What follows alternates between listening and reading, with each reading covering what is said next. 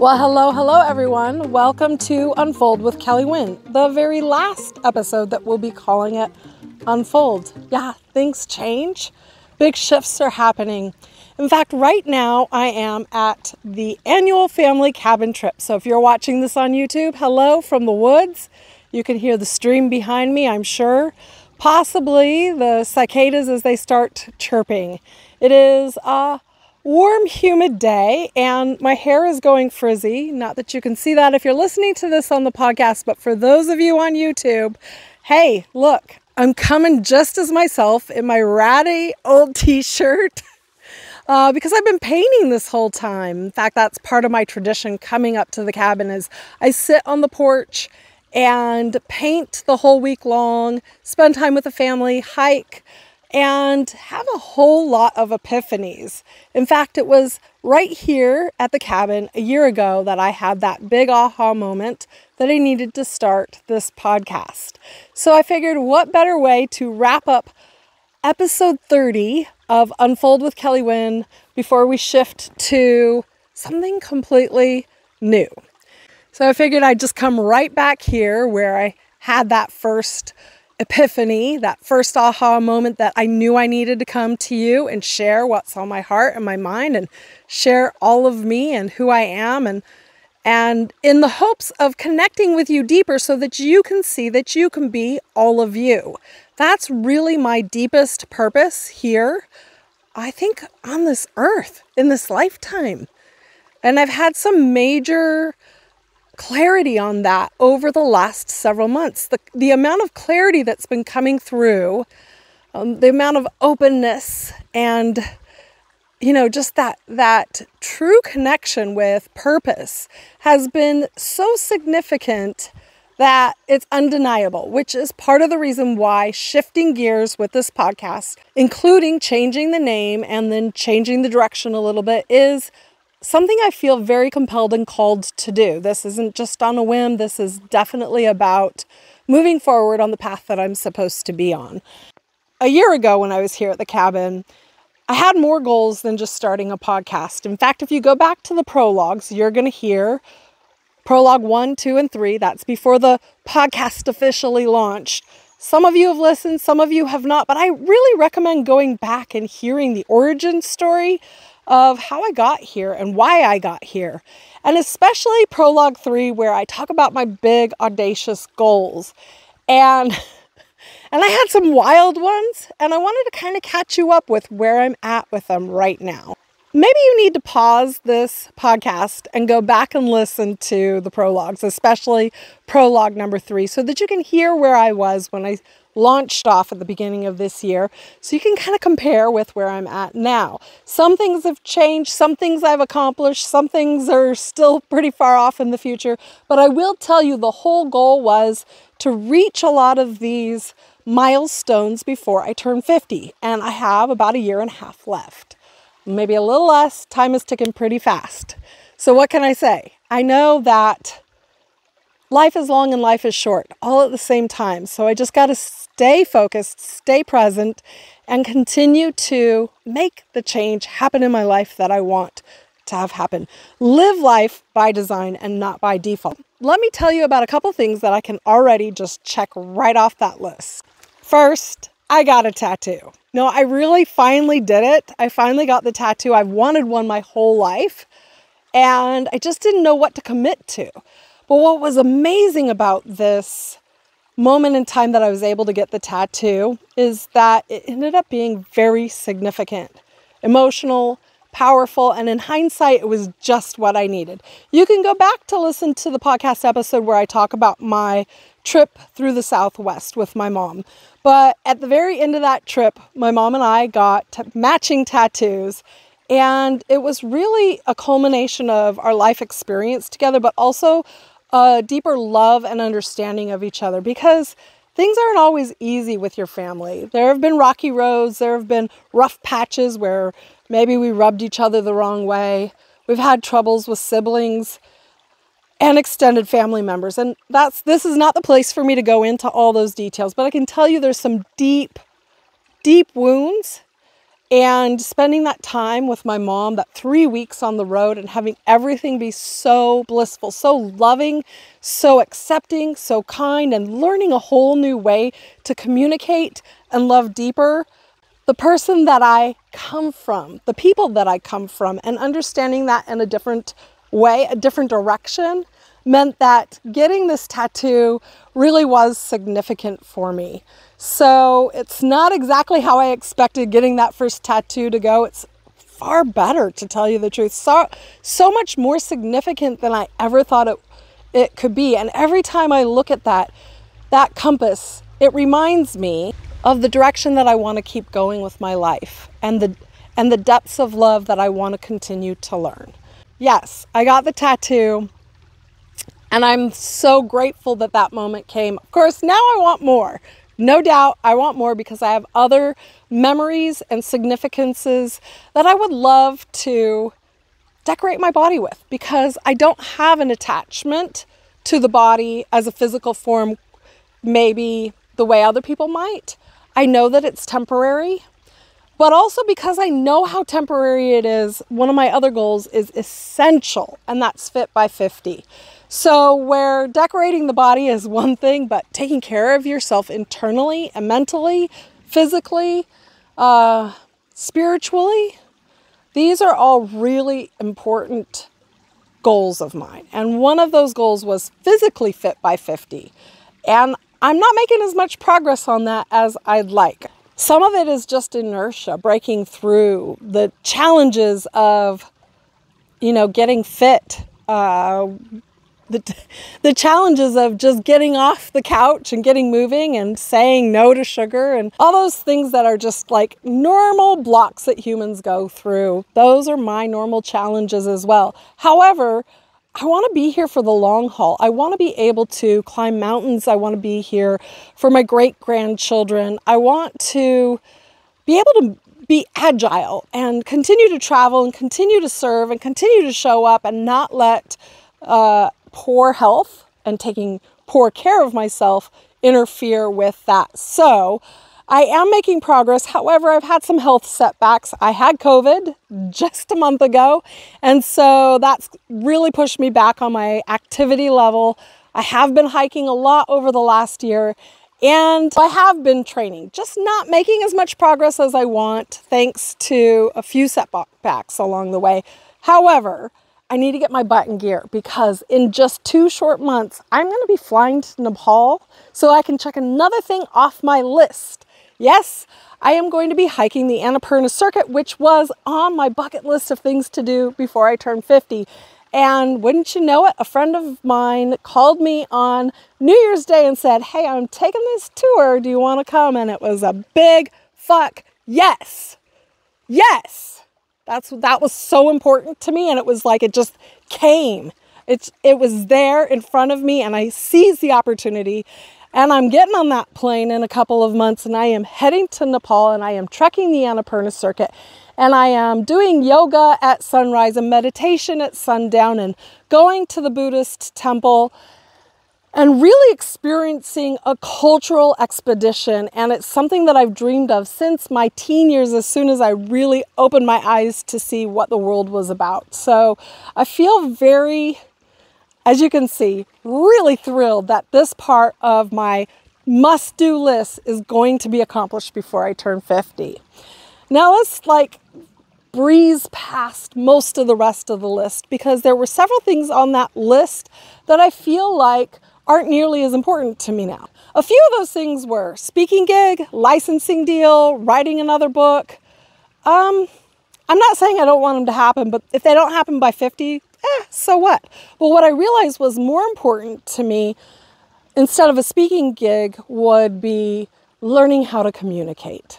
Not just here on the podcast, not just on social media, but to my friends, to my family, to myself, learning how to communicate with love, with kindness, with openness, without so much judgment, with a whole new, fresh set of eyes, learning how to listen more and speak less. This is a big challenge for me. So if I was to replace anything on that list of must do before 50, it's learning how to communicate. And I think with learning how to be a better communicator, I'm going to be able to serve my customers better. I'm going to be able to open up to you in ways that I haven't allowed myself to open up before. I'll be able to grow deeper relationships with the people that matter. And of course, I've already made some progress in that through learning how to communicate better with my mother, through having a healthier, better relationship with my husband. Still miles and miles to go in order to get there, but I feel like this goal will serve me better for a lifetime and a lifetime of eternity, more so than any speaking gig or licensing deal or book writing deal would ever give to me. So this is a big shift in the way I'm thinking. And another thing that's really important that I realized this year is my relationship with my art practice.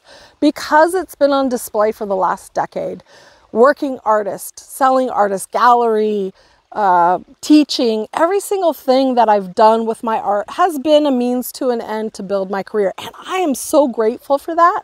But of course, along the way, I've lost touch a bit with who I am and how I want to make art. And so this year, so far, every time I go to make art, I've been doing it with joy and with playfulness. If I can keep doing that and making art for me, I think my art is going to be a lot more meaningful. I don't know if it'll be better. I don't know if it'll be sellable or usable, but that's not the goal anymore for me. My goal is to make art that brings me joy. And that's a huge radical shift for me. So whether I get a licensing deal or sell my art or any of that, it's no longer relevant to goals that I need to meet by 50.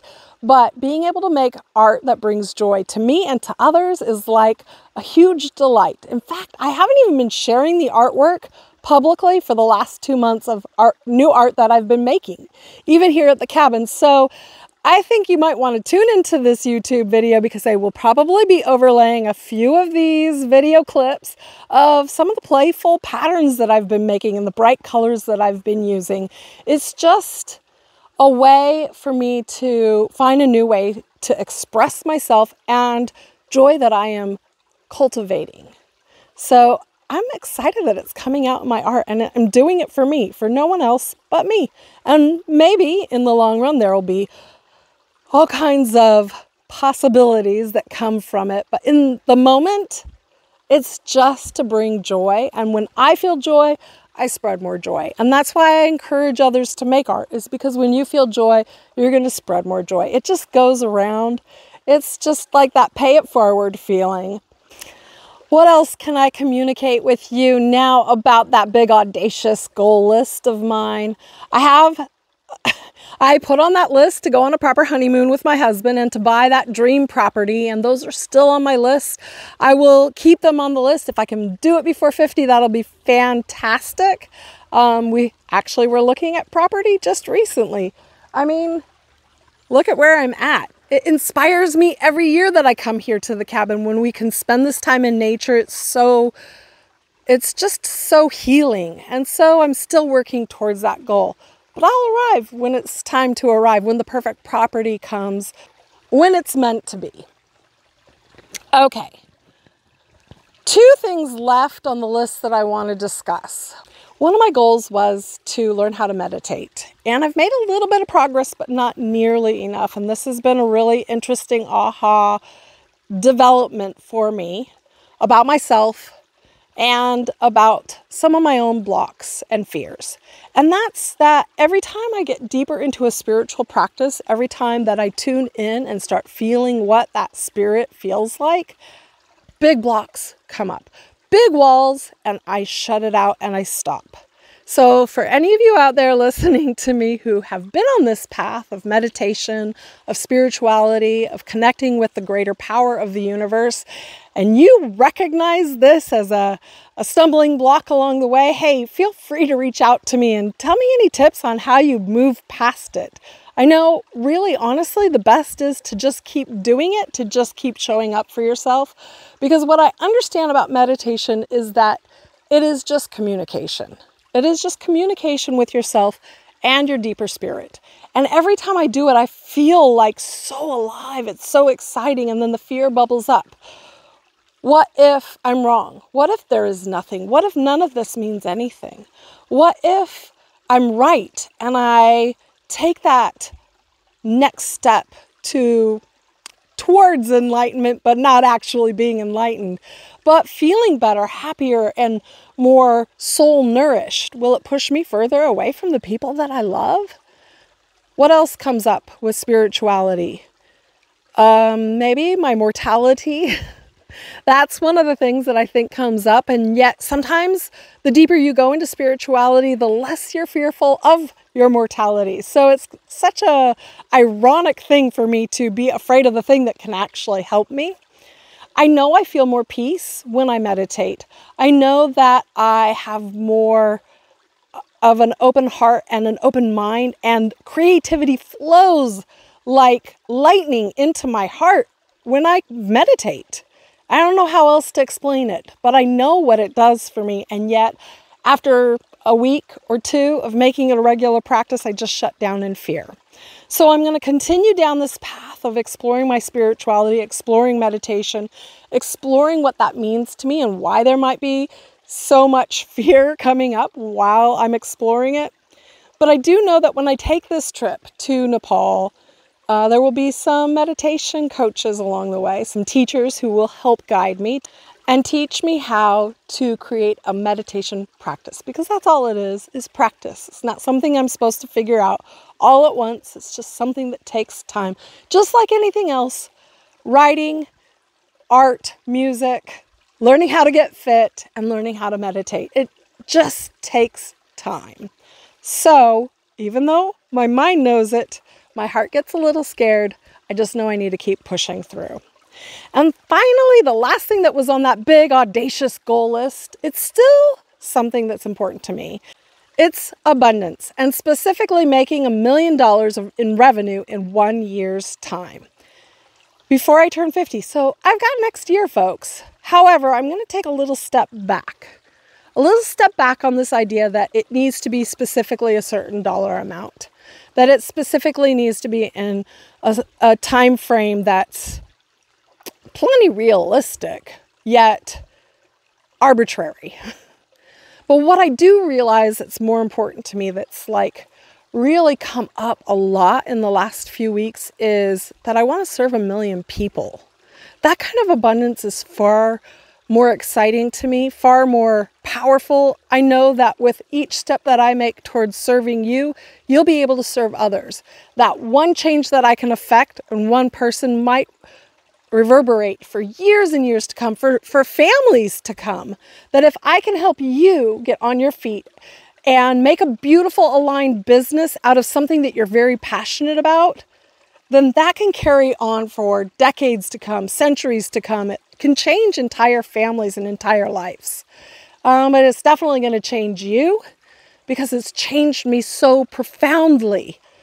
Being in business for myself has probably been one of the most life-changing, life-affirming things that I've ever done. And I know I'm a mom, and that was an amazing thing, to give birth to 3 beautiful children, and they are still my light of my life. And being in partnership with my husband has given me incredible growth over the years as well. And that's one of the most significant things that I've been able to accomplish. But pushing past that, being an entrepreneur and being in business is revolutionary for me, coming from a background where being a mom was what I was taught to do.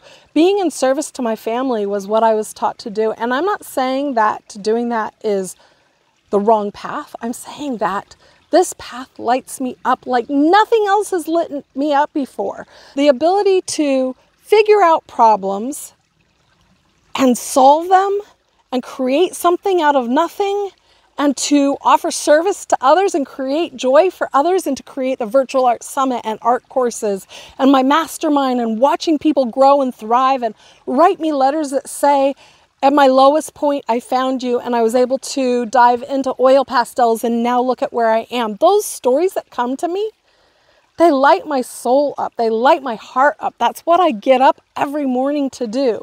I thought it was the money, and for the longest time, the money was the motivator. But you can't continue if money is your only why. And though I believe money is so powerful and we all deserve it, once you get past your worthiness and you get past those money blocks and you realize that money is just a tool to serve you, your family, your loved ones, and the world. Once you get past that, then money is just part of the journey. But the service, the ability to show up here on a podcast and speak to you about what's in my heart and soul, so that maybe the more I can be myself, the more you feel like you can be yourself, the more that I light up, the more you can light up, the more that I get excited, the more you can get excited. Do you see where I'm going with this? I used to think that my passion was wrong. I used to think that I was, I don't know, rubbing everyone the wrong way. I was the bossy girl. I was the one that caused friction and uncomfortableness everywhere I went, because I was told this. I was told this from a young age, that I was too loud and I was too much and I was too everything. I never fit in. I had a hard time with friendships. Everything seemed like it was a big barrier I had to push through. And I did it over and over again. And there was still something driving me from deep in my gut. That place, you know, where things come from, that knowing, that solar plexus. Oh my God. That kept pushing me forward to do the thing that I felt destined to do. And it was this year that I realized that that was it the whole time. The destiny was to create something for others, to create something in this world, to give you the tools that you need to find your joy, to find your path, to find your amazing purpose in life. And maybe you've heard someone speak like this before. They're just telling you that they want to help you find your purpose. But I really do believe deep in my core that this is my calling, that I am born to be a leader. And that's not a bad thing. That just because I was bossy pants Kelly when I was a little girl doesn't mean that it wasn't the right path for me, that I truly believe now that it was my calling all along. I just had to wait nearly 50 years to figure it out. And because of the suffering that I had as a child, because of being picked on, because of being excluded, because of being the outsider for most of my life, because of the friction I've had with friendships and relationships and jobs and everything that I've attempted to do, because of that friction that I felt, I'm able to come here more holy, more complete than I ever could have had things been easy. So now I know that I need to create that safe place, that beautiful place that other people can come in and feel included, to feel like they're part of something special and not the outsider anymore. And I know that once I realized that, once I had that massive aha, that everything changed for me. Everything opened up, including how to organize my business, what it was that I wanted to do moving forward with my business, how I was going to organize everything, how I was shifting all of my art making, all of my art courses over to the Color Crush brand, and shifting all the motivational and mentorship and business education over to another brand, to another container where I can hold space for you, where I can hold space for others in a way that I couldn't do before when I was confused and mixing it all up and jumbling it all into one place. But now I can look at it all and it all makes sense. But it took a massive shift this year to get there. A massive shift that was underway for 2 whole years. Knowing in 2020, when I hit that burnout wall and I said, I don't think that I can move forward with True Colors anymore because it's not the right path for me. There is something bigger. There is something I am meant to do and I need to figure it out. And had I not trusted my gut in that, then I wouldn't be here talking to you today on this podcast, on this video, to explain to you that I'm here for you. And I have something very important that I'm going to be sharing with you over the next several months and years. And I hope you come along with me on that journey. For those of you who are art makers, the podcast is still going to be open for you. If you are a creative and that is the only goal that you have is to learn how to make art for joy, I applaud you for finding that about yourself. Not everybody needs to be an entrepreneur. Not everyone needs to start a business. I get you. But for everyone else that felt that little spark while I was talking today, for everyone else who feels that fire starting to light under your ass, well, you're going to want to join me as I move forward in the next phase of Kellee Wynn. and the next phase of this podcast and my business and where I'm going next. I think that you're going to find it quite remarkable. And I'm really excited to be able to share all of that with you in just a few short weeks. I'm going to close down Unfold with Kellee Wynn for just a few weeks here. And then when we open again in September, you'll see a lot of what you're going to experience is very similar to where we've already been. Passion, authenticity, showing up as all of me so you can show up as all of you. All the things that I've been saying all along, those are still true to my core. But as I've unfolded over the last 30 episodes, I've realized it's time to open up into the next version of me. And I think I just needed to go on this journey with you with the start of this podcast so that we could see where it's going to open up at. I hope you'll join me as the podcast relaunches and all the new exciting information will be revealed coming in September. My friends, thank you so much for being part of this journey with me, for listening in every week, for sharing with your friends, for giving me the support and the sweet messages that you send my way. I read every single one of those. I appreciate every comment, every well wish, and every bit of encouragement that you continue to share with me on Instagram and in my inbox. It means the world to me. I can't even begin to express how important you are, because I wouldn't be doing this if it weren't for you. I wouldn't be here showing up on video, on audio every single week if it wasn't for you, if it wasn't for the fact that I know if just one person hears this and it makes a difference, if it revolutionizes your life, if you come to that point of knowing that you are made remarkable, then I feel like I've done the job that I was meant to do. All right, everyone, until we come back again, thank you so much. I love you so much. I wish the best of everything to you. I will talk to you soon. Toodaloo.